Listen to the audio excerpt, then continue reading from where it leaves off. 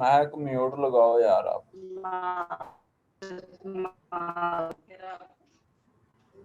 Mac mute लगाओ आप।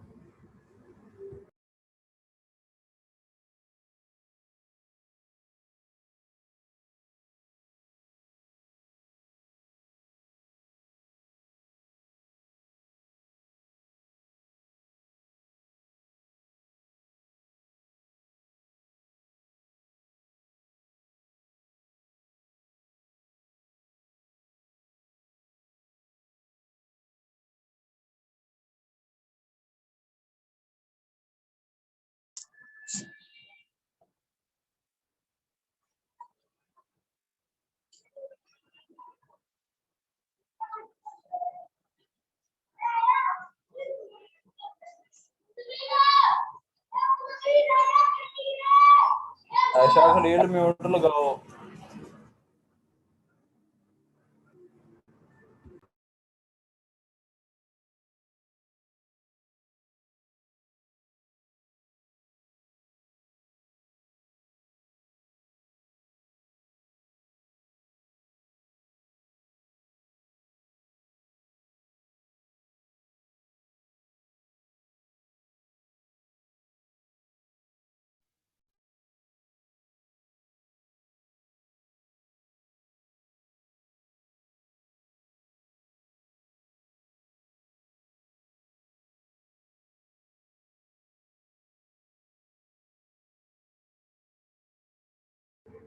Ma'am start कर लें आप, कितना टाइम हो गया है?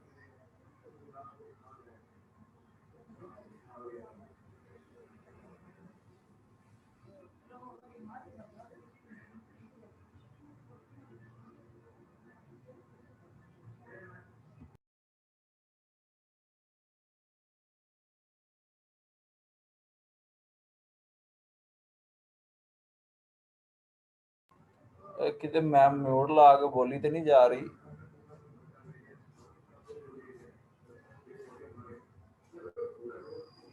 आप सबको मेरी आवाज आ रही है ना? जी यार यार अब तो नींद आना शुरू हो गया दोबारा।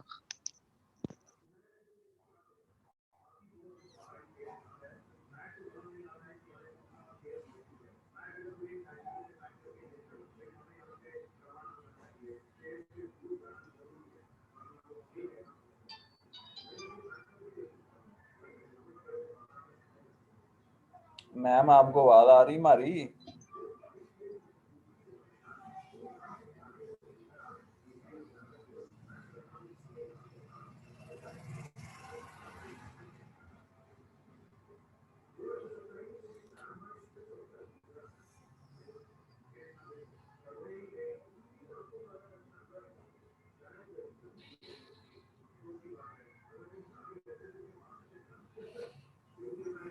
अस्सलाम वालेकुम। अब आ रही है आवाज आप सबको? जी मैम, आपको हमारी आ रही आवाज?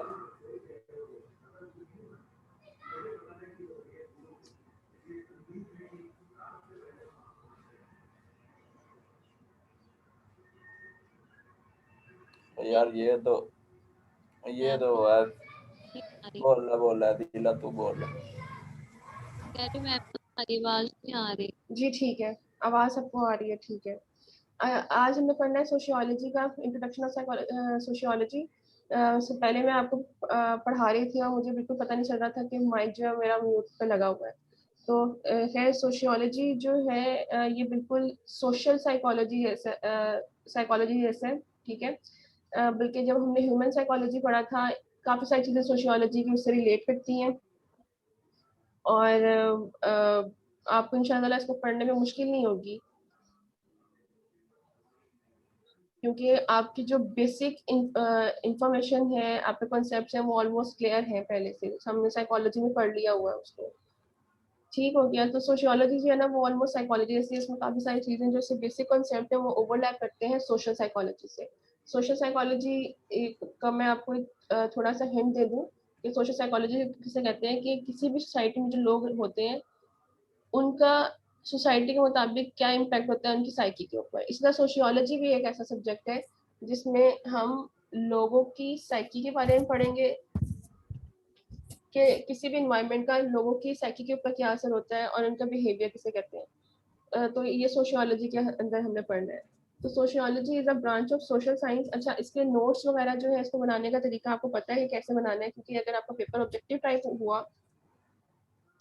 अगर पेपर ऑब्जेक्टिव टाइप हुआ तो आपको पता है ऑलरेडी नोट्स आपने कैसे बनाने हैं। मैं आपको बुक्स वगैरह शेयर कर दूंगी, कौन कौन सी बुक्स हैं जिनको मैं लेकर चलूंगी साथ। ठीक है, अब आपकी मर्जी, आप परचेज करने हैं आप परचेज कर लें, या जिस तरह मेरा पुराना तरीका है कि मैं PDF फाइल आपके साथ शेयर कर दिया करूंगी, तो PDF फाइल के जरिए आप पढ़ सकते हैं। ये एक PDF फाइल है जो मेरा लेक्चर नंबर 1 है। इसके तकरीबन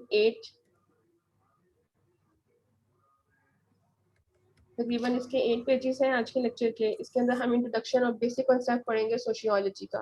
ये सोशियोलॉजी असल में होती क्या है और इसकी ब्रांचेस कौन सी हैं, ठीक है, और ये कैसे रिलेट करती है सोशल साइंस के साथ।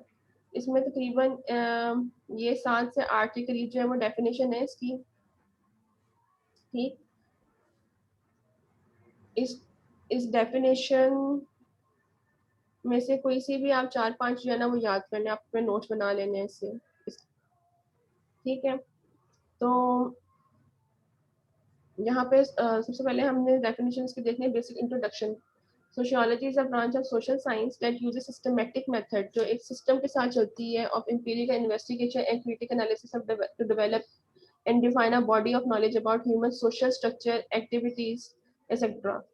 मैंने आपको बताया था कि जब भी कोई सोशल साइंस से रिलेटेड साइंटिफिक चीज का जब हम नाम ले लें, इसका मतलब ये होता है कि यहाँ पर प्रॉपर सिस्टमेटिक डेटा इस्तेमाल हो रहा है।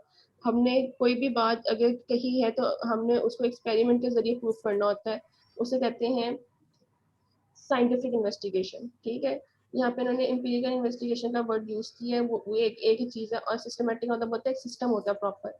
हर सोसाइटी जो है वो अलग होती है। अब जैसे हम जिस सोसाइटी में रह रहे हैं इसका इम्पैक्ट अलग होगा। वो लोग जो हिंदुइज्म सोसाइटी को फॉलो कर रहे होते हैं उनका इम्पैक्ट वहाँ के इंडिविजुअल्स में अलग होता है। वो लोग जो एथिस्ट होते हैं, उनको कहते हैं जो खुदा को नहीं मानते, वो कहते हैं कि वो खुदा नहीं है, वो लादीन होते हैं, उनका अलग होता है लोगों पर असर, और वहाँ के लोगों का रहन सहन भी अलग होता है, वे ऑफ लाइफ भी अलग होता है। तो यहाँ पे हमने सोसाइटीज को डिस्कस करना है असल में, ये सोसाइटीज का ह्यूमन माइंड के ऊपर क्या इम्पैक्ट होता है, ये सोशियोलॉजी के अंदर हम पढ़ेंगे।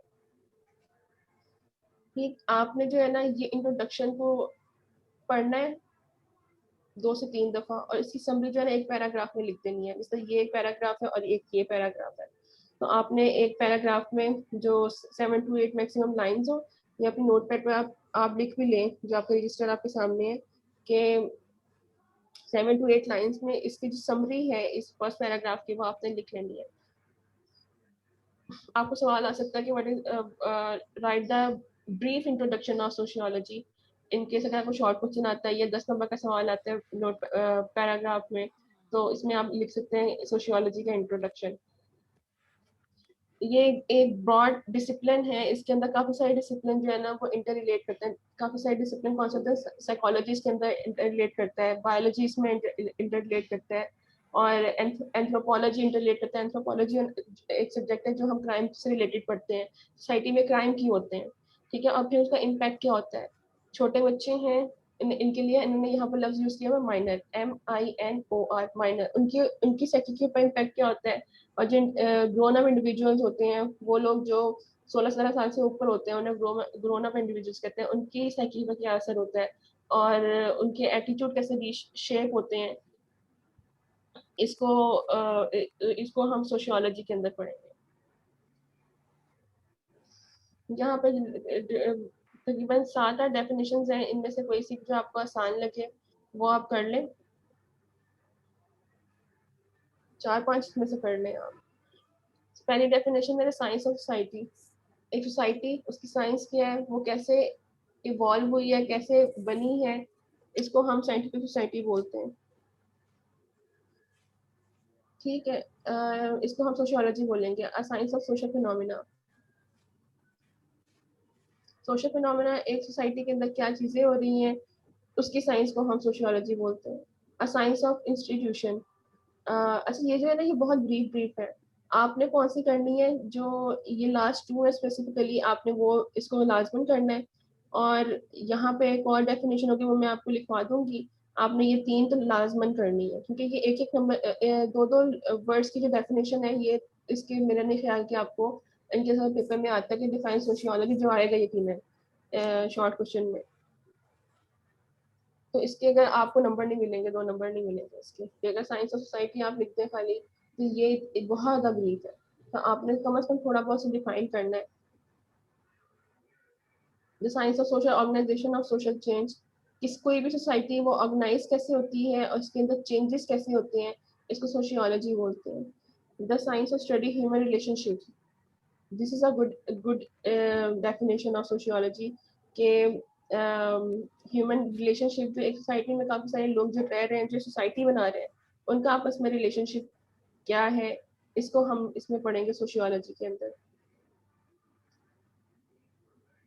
ठीक है, ये मैं यहाँ पर सेकंड लास्ट पे आ रही हूँ। Sociology is the systematic study of human society. Proper system कैसे बनते हैं सोशियोलॉजी के अंदर, स्टेप बाय स्टेप इसको पढ़ने का ह्यूमन सोसाइटी को, इसे सोशियोलॉजी कहते हैं। ये सबसे अच्छी लास्ट वाली है डेफिनेशन, इसको आपने लाजमन करना है। Sociology study of human society including both social action and social organisation. किसी भी सोसाइटी में अगर कोई काम हो रहा है, फॉर एग्जाम्पल कोई क्राइम हुआ है, तो उसकी रीजन क्या है, ये हम सोशियोलॉजी के अंदर पढ़ेंगे। और कोई भी सोसाइटी कैसे ऑर्गेनाइज होती है, इसको हम इन दोनों के रिलेशन को सोशियोलॉजी के अंदर पढ़ेंगे। ठीक है, ये लास्ट 2 डेफिनेशन जॉन मैकियन की, ठीक है, और कैलन लाइट की और केलर की, ये 2 डेफिनेशन आपने लाजमी करनी है। और सबसे एंड में यहाँ पे लिखा हुआ है to be more operational, sociology is the scientific study of structure and function of human groups. Human groups कैसे सोसाइटी में फंक्शन करते हैं और उनका स्ट्रक्चर क्या होता है। हम अगर ह्यूमन ग्रुप से यहाँ पे क्या मुराद है, यहाँ पे आप किसी कोई भी एग्जांपल दे सकते हैं। ह्यूमन ग्रुप हो गया, आप एज वाइज उनको ग्रुपिंग कर सकते हैं इंसानों की। तो छोटे बच्चे होते हैं, फिर टीनेज स्टार्ट हो जाती है, फिर आपकी 20 स्टार्ट हो जाती है, फिर 30s होती है, तो ये भी ह्यूमन ग्रुप्स हो सकते हैं। स्टूडेंट तबका होता है, ठीक है, एक इसको ग्रुपिंग में ग्रुप्स में बना लें। स्टूडेंट्स होते हैं वो लोग जो जॉब्स करते हैं, इनका एक ग्रुप बन गया। वो लोग जो बिजनेस करते हैं, उनका एक ग्रुप बन गया। अब इनकी आपस में इंटरेक्शन कैसे हो रहा है और इनके इम्पैक्ट उनकी उनकी साइकी पर कैसे हो रहे हैं और उनके बिहेवियर कैसे, ह्यूमन बिहेवियर कैसे शेप हो रहा है, इसको बोलेंगे सोशियोलॉजी। हमने इनके आपस में रिलेशन को पढ़ना है। ये जो लास्ट 3 लाइंस हैं इस पैराग्राफ की, ये सबसे कॉम्प्रिहेंसिव, सबसे बेहतरीन डेफिनेशन है सोशियोलॉजी की, तो आपने ये लाजमन करनी है। Sociology is the science of study, एक ये, और ये जो लास्ट 2 हैं इनको आपने लाजमन देखना है, इनको बल्कि अपने नोट्स में आपने लिखना है।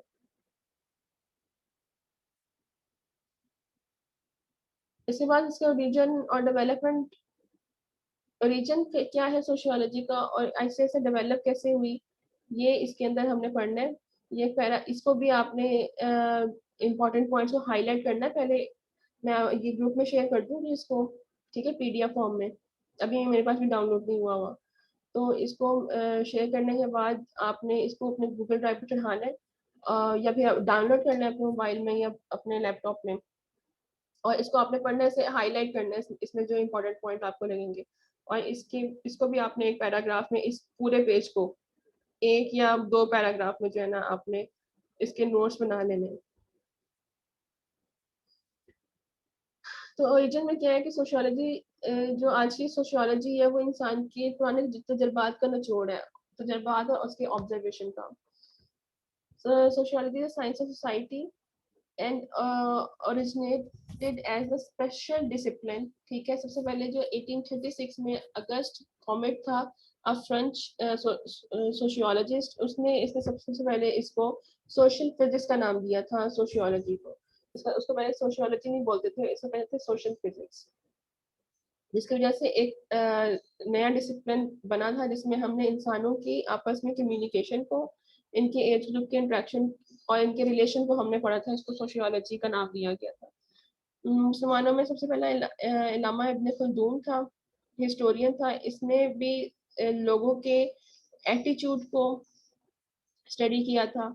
ठीक है, ये पैराग्राफ में इसको, इस पैराग्राफ को आपने एक लाइन में कन्वर्ट करना है। इसके बाद काफी इम्पोर्टेंट मुस्लिम थिंकर्स गुजरे हैं, जैसे राजी हो गया, कुंदी हो गया, फराबी हो गया। इन्होंने इस पूरे पैराग्राफ में सिर्फ नाम दिए हुए हैं सोशियोलॉजिस्ट के, कि इन्होंने काम किया हुआ है। इसमें से आपने बस इसको अंडरस्टैंड कर दें आप। ठीक है, ये इतना कोई इम्पोर्टेंट पैराग्राफ नहीं है, इसको आप एक दफा अंडरस्टैंड कर ले। यहाँ पे आपका एमसीक्यू बनता है ऊपर ओरिजिन ऑफ सोशियोलॉजी में, कि सबसे पहले जो है किसने काम करना शुरू किया था। आपने कहना 1836 में अगस्त कॉमेट ने सबसे पहले इसको सोशल फिजिक्स का नाम दिया था। ठीक है, और इसमें इसके ओरिजिन को हमने डिस्कस किया था। इसके अलावा ये इम्पोर्टेंट मुस्लिम थिंकर्स हैं, वही नाम हो गए जो आपने हिस्टोरिकल बैकग्राउंड ऑफ साइकोलॉजी में पढ़ा था, कि अल राजी है, कुंदी है, फराबी है, इब्ने सीना है। ठीक है, इमाम गजाली, शाह वलीउल्लाह, ये मुस्लिम ओल्ड थिंकर्स हैं। इसके अलावा यूरोपियन ओल्ड थिंकर्स में सोक्रेटिस, प्लेटो, मार्कियावेलिस, थॉमस हॉब्स, ये सारे बहुत इंपॉर्टेंट हैं नामों के हिसाब से, कि इन लोगों ने काम किया था सोशियोलॉजी की। तो जैसे एक आपने एक ओवरव्यू कर लें इसको, तो पेपर पॉइंट ऑफ व्यू से this paragraph is not as much important, ऐसे बस अपने अंडरस्टैंडिंग के लिए आपने एक दफा पढ़ लेना है। हमारे इर्द गिर्द क्या होता है, सोसाइटीज कैसे बनती हैं, ग्रुपिंग कैसे होती हैं, ग्रुप्स डिफरेंस कौन से होते हैं। अच्छा, जब हम सोसाइटी को डिस्कस कर रहे होते हैं ना, यहाँ पे भी हमने सोसाइटी को अगर फिस्कल के हिसाब से हमने डिवीजन, फिस्कल मतलब पैसे के हिसाब से हमने अपनी सोसाइटी को डिवाइड किया हुआ है, lower class, middle class, upper class, और फिर एक चौथी क्लास आती है, that is known as elite class. ठीक है, हम सोसाइटी को इस तरह ग्रुपिंग में डिवाइड कर सकते हैं इकोनॉमिकल पर्सपेक्टिव में, और इनका आपस में रिलेशन क्या होता है। ठीक है, जो मिडिल क्लास फैमिलीज होती हैं उनका लाइफस्टाइल, या लोअर मिडिल क्लास, या फिर जो बिल्कुल ही गरीब तबका होता है इनकी फैमिली में, और जो एलीट क्लास होती है या अपर क्लास होती है इनकी फैमिली में, कि रहन सहन में बहुत फर्क होता है, इनका लाइफस्टाइल ही डिफरेंट, टोटली डिफरेंट होता है। तो यहाँ पे इन्होंने माइंडसेट के बारे में बात की हुई है, कि ये माइंडसेट होता है, और इस तरह सोसाइटीज जो है इनकी ग्रुपिंग हो सकती है। ठीक है, इनके लाइवलीहुड्स अलग होते हैं। ठीक है, इनका बिहेवियर अलग होता है। तो जहाँ पे वो लोग जो मिडिल क्लास लोग होते हैं, वहाँ पे 10 लोग बैठे हैं, वहाँ पे एलीट क्लास से बंदा आ जाए, तो एलीट क्लास के लिए मुश्किल होगा कि वो मिडिल क्लास में इजीली नहीं घुल मिल सकता। इस तरह अगर 10 लोग एलीट क्लास में बैठे हैं, एक मिडिल क्लास है, वो कंफर्टेबल फील नहीं करेगा एलीट क्लास में, क्योंकि यहाँ पे सोशल ग्रुपिंग डिफरेंस आ जाता है। जैसे बात है नेचर ऑफ सोशियोलॉजी,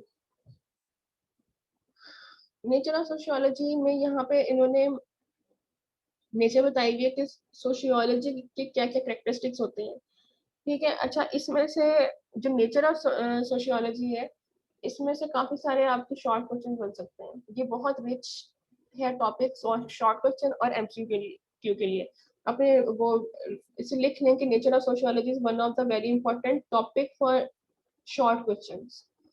इसमें से काफी सारे ढेर सारे शॉर्ट क्वेश्चन बन सकते हैं, और इनके आपको अपने कॉन्सेप्ट्स भी क्लियर करने में, मैं भी आपको पढ़ती जाऊंगी, बताती जाऊंगी कि इसमें क्या क्या चीज ज्यादा इंपॉर्टेंट है और इसका क्या मतलब होता है।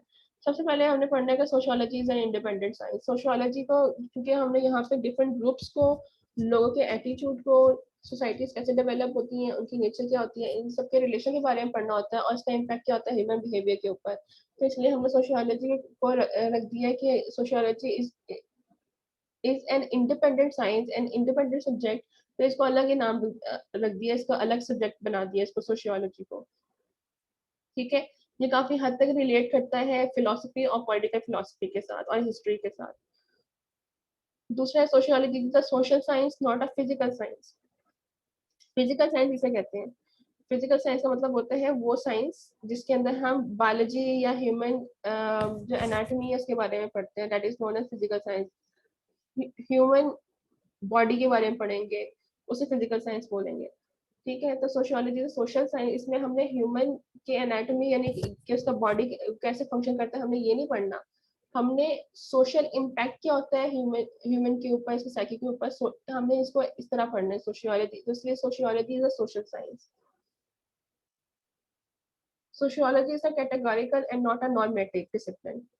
अच्छा, अब यहाँ पे इन्होंने दो टेक्निकल टर्म्स यूज की हुई है, and this is one of very important short question कि व्हाई लिखें, या उसमें लिख लें नोटपैड पे कि why sociology is a categorical discipline not a normative discipline. ये लिख लें आप, सोशियोलॉजी के why sociology is a categorical discipline not a normative discipline.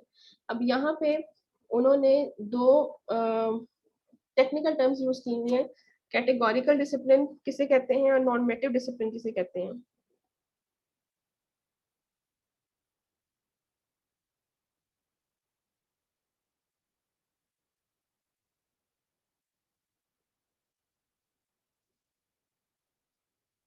इसको लिख लिया आप लोगों ने? Yes, ma'am. ठीक हो गया। अच्छा, अब यहाँ पर कैटेगोरिकल डिसिप्लिन किसे कहते हैं?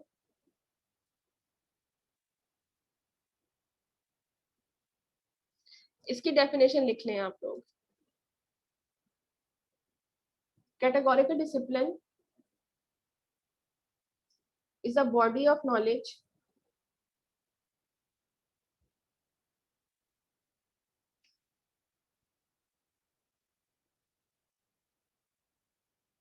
categorical discipline is a body of knowledge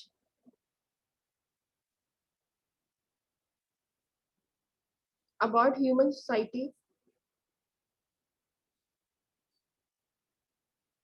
about human society,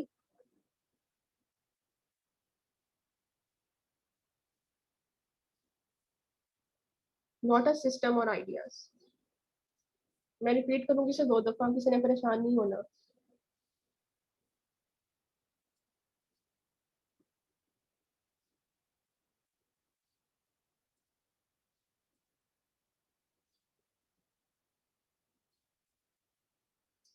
Categorical discipline is a body of knowledge about human society, not a system or ideas।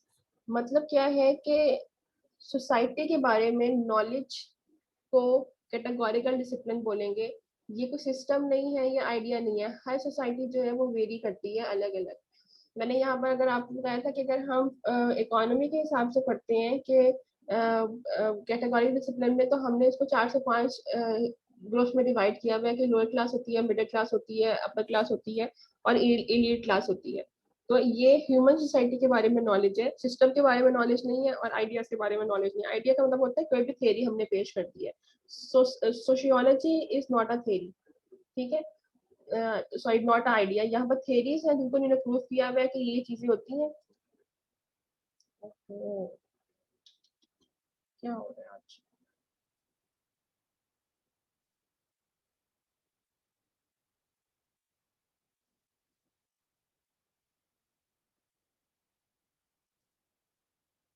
कि ये चीजें होती हैं, इनको हमने एक्सपेरिमेंट के जरिए जो है प्रूव करना होता है अपनी बात को, क्योंकि ये एक साइंटिफिक नॉलेज है। ठीक है, ये तो होता है कैटेगोरिकल डिसिप्लिन। और नॉर्मेटिव डिसिप्लिन किसे बोलते हैं, इसकी मैं डेफिनेशन लिखवाने लगी हूँ आपको।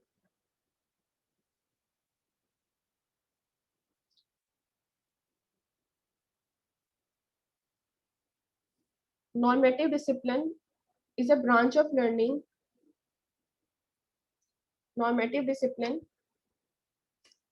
is a branch of learning that has a lot of set, that has a lot of set of standards.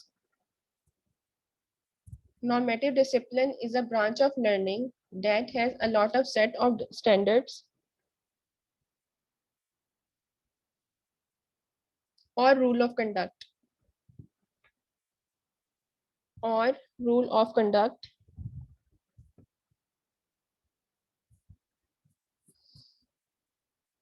Normative discipline is a branch of learning that has a lot of set of standards or rule of conduct by which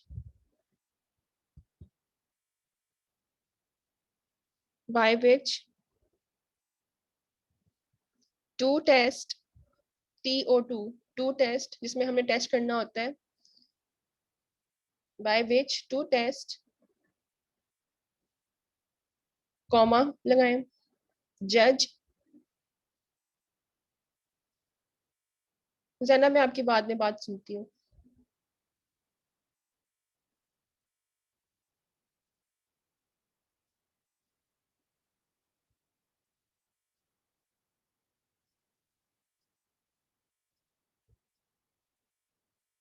कोई बच्चा जरा बोले, 1 minute.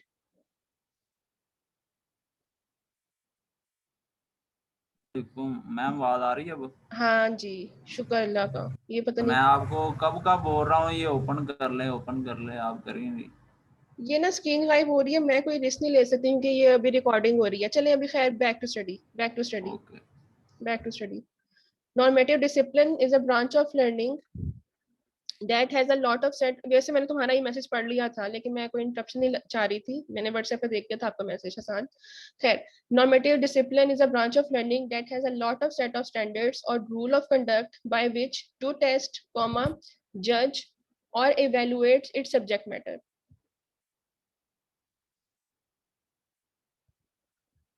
This is known as normative discipline. And this is very important um, short question कि why sociology is a categorical discipline, not a normative discipline.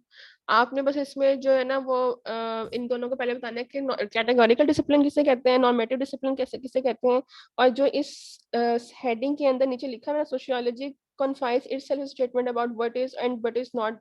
That is why sociology is a categorical discipline. मतलब ये क्या कहती है, किसी कोई भी society है ना, अब जैसा एशिया को उठा के देख लें, हमारी सोसाइटी जो है वो कहीं ना कहीं ओवरलैप करती है 70 to 80%। पाकिस्तान की, इंडिया की, रशिया की, चाइना की, कहीं ना कहीं ओवरलैपिंग है। ठीक है, हमसे कहते हैं कि ये हम जो है ये सेकेंड वर्ल्ड कंट्रीज हैं ये। लेकिन अगर हमारा कंपैरिजन किसी इलीट कंट्री के साथ हो जाए, ऐसा कंट्री जो हमारे से 100 साल आगे है, तो यहाँ पे कंपैरिजन एंड एडजस्टमेंट मुश्किल हो जाएगी। ठीक है, तो दिस इज अ स्टेटमेंट। मैंने स्टेटमेंट दिया कि दो ग्रुप्स हैं जो जिनमें बहुत ज्यादा डिफरेंस है, ठीक है, वो आपस में सर्वाइव नहीं कर सकते हैं। मैंने अब इसको प्रूफ करना है क्योंकि दिस इज अ सिस्टमेटिक या साइंटिफिक सब्जेक्ट। तो नॉर्मेटिव डिसिप्लिन का ये मतलब होता है कि यहाँ पे सेट ऑफ स्टैंडर्ड्स रूल्स हैं जिसको हमने प्रूफ करना होता है बाय प्रॉपर टेस्ट एंड जज एंड इवेलुएट। ठीक है, that is why this is not a normative discipline, ये कैटेगोरिकल डिसिप्लिन है, क्योंकि यहाँ पे ह्यूमन सोसाइटी के बारे में नॉलेज के हमने पढ़ना है।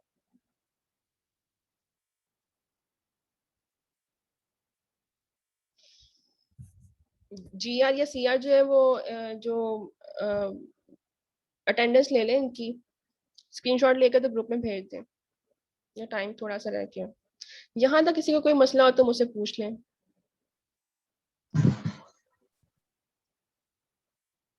समझ आ गया कैटेगोरिकल नॉर्मेटिव में क्या फर्क है? कैटेगोरिकल का मतलब होता है कि ह्यूमन सोसाइटी के बारे में नॉलेज को पढ़ना है, that's why sociology is a categorical discipline.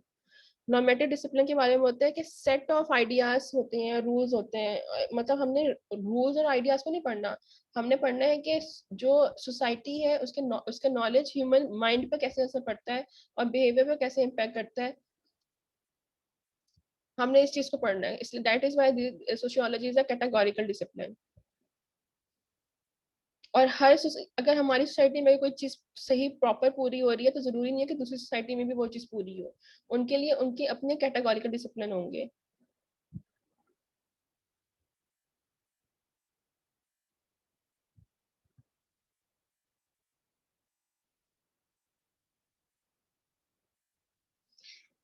चौथा है sociology is relatively an abstract science, not a concrete science. Abstract science का मतलब होता है कि हमने एक चीज एज्यूम की हुई होती है, उसको हमने पढ़ना है, not a concrete science. Concrete का मतलब होता है कि एक चीज है तो है। जैसे हमने एटम की डेफिनेशन दी हुई है कि एटम जो क्या होता है कि smallest particle which can not be seen, ठीक है, and which can not be divided further is known as atom.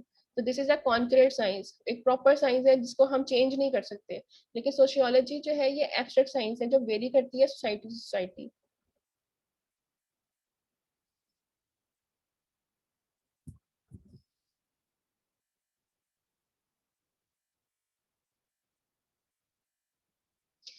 पांचवा है sociology is a general subject, not a particularising और इंडिविजुअलाइजिंग साइंस।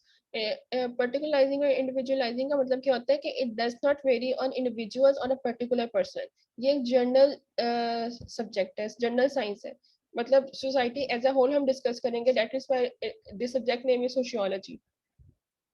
तो sociology is a general subject, not a particular subject और individual subject. इसका किसी भी एक individual की वजह से इम्पैक्ट नहीं होता, ठीक है।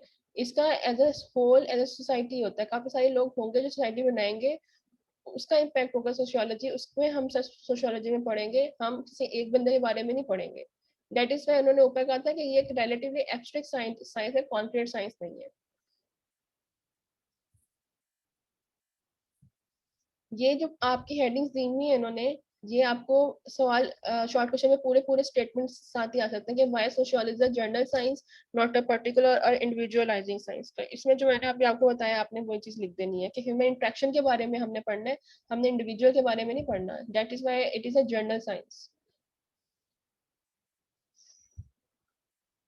अगेन आगे के why sociology is journal science, not a special social science, क्योंकि ये वो एरिया है जिसके जो स्पेशलाइज नहीं है, ठीक है। ये जर्नल साइंस है क्योंकि ये लफ्ज जो है ना, ह्यूमन इंट्रैक्शन, ये आपने लाजमन लिखना है। This is very very important thing. इससे बगैर दोनों 0.5 और 0.6 दोनों इनकम्प्लीट है। Finally this is again a very important short question कि why sociology is both rational and empirical science.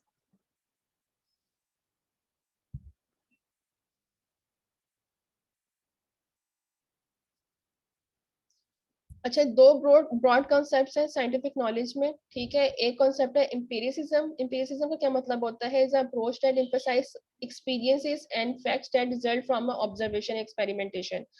Imperialism का मतलब होता है कि जब हमने कोई चीज ऑब्जर्व की, ठीक है, और ऑब्जर्व करने के बाद हमने इसको कहा कि किसी भी सोशल ग्रुप में ये चीज होती है, लेकिन ये अब हमारी सिर्फ आइडिया हो गया, हमारी राय हो गई।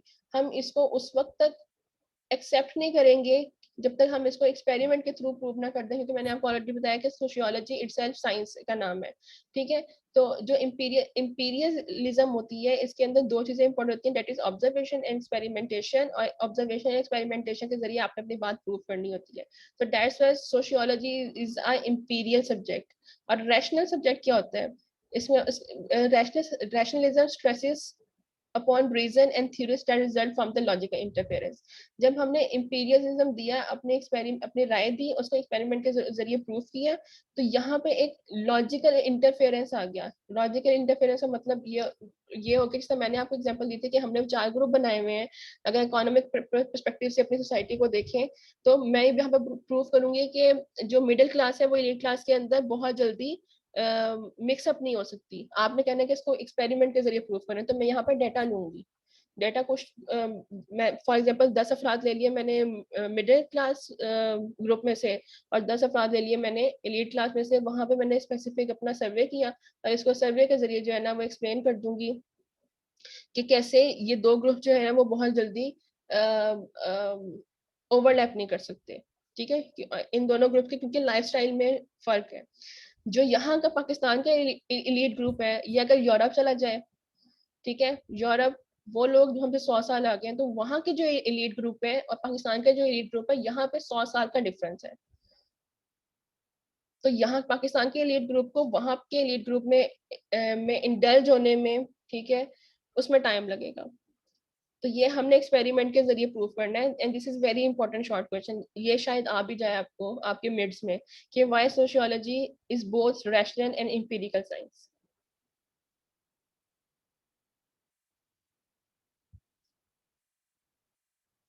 यहाँ तक किसी को मसला हो तो मुझसे पूछ ले।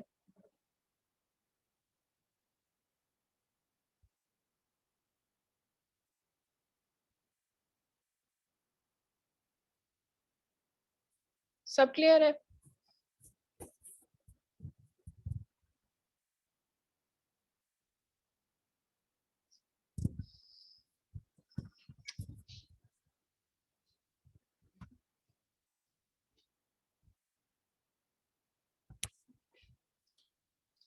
अच्छा, ये भी एक एक नॉर्मल सा ये पैराग्राफ है। Sociology is a knowledge of society. ठीक है, इंटरेक्शन कैसे होता है सिर्फ एक दफा पढ़ लें, इसमें से हो सकता है कि आपको ऑब्जेक्टिव मिल जाए एक दो नंबर का। ठीक है, मतलब इसमें कुछ मैंने जो अभी तक जितना भी आपको पढ़ा दिया है वो इससे क्रक्स है यहाँ तक का। अब आ जाती हैं ब्रांचेस ऑफ सोशियोलॉजी।